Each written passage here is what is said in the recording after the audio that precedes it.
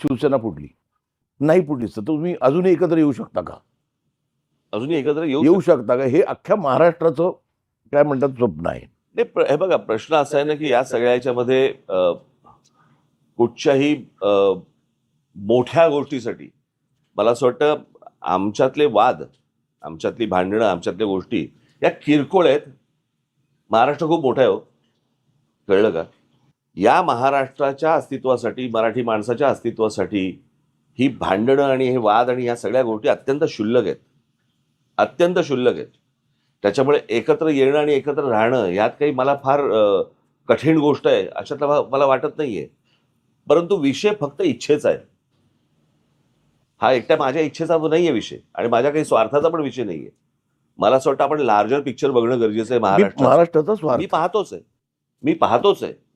म्हणजे तर माझं म्हणणं आहे की सगळ्या महाराष्ट्रातल्या राजकीय पक्षांमधल्या सगळ्या मराठी लोकांनी येऊन एकच पक्ष काढावा.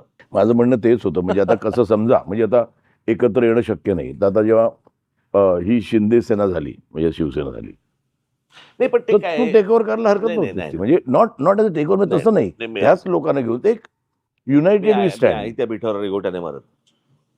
पहिली गोष्ट असं आहे ना, मुळात शिंदेचं बाहेर जाणं आणि शिंदे फुटणं आणि आमदार घेऊन बाहेर जाणं हा एक वेगळ्या राजकारणाचा भाग झाला. बरोबर. आणि मी शिवसेनेतनं बाहेर पडणं हे काही माझ्याकडे आले होते ना, आमदार खासदार सगळे आले होते, मला त्याच वेळेला शक्य होतं ना. पण माझ्या मनामध्ये एकच गोष्ट होती, बाळासाहेब सोडून मी कोणाच्याही हाताखाली काम नाही करणार, कळलं का? म्हणजे त्यावेळेची परिस्थिती अशी होती. म्हणजे मी जेव्हा बाहेर पडलो त्याच्यानंतरचा हा माझा विचार आहे. परंतु मी जेव्हा शिवसेनेमध्ये होतो त्यावेळेला मला काय बाळासाहेब असेल, उद्धवच्या बरोबर काम करायला मला काहीच हरकत नव्हती. पण समोरच्याची इच्छा आहे का मी बरोबर काम करावं? महाराष्ट्राची इच्छा आहे ना. पण तेच तर ना, महाराष्ट्रात जाऊन सांगावं तिकडं. प्रश्न असा आहे ना, मी असल्या छोट्या छोट्या गोष्टींमध्ये मी कधी माझा काय म्हणतो आपण त्याला इगो बिगो मध्ये आणत नाही, आणला.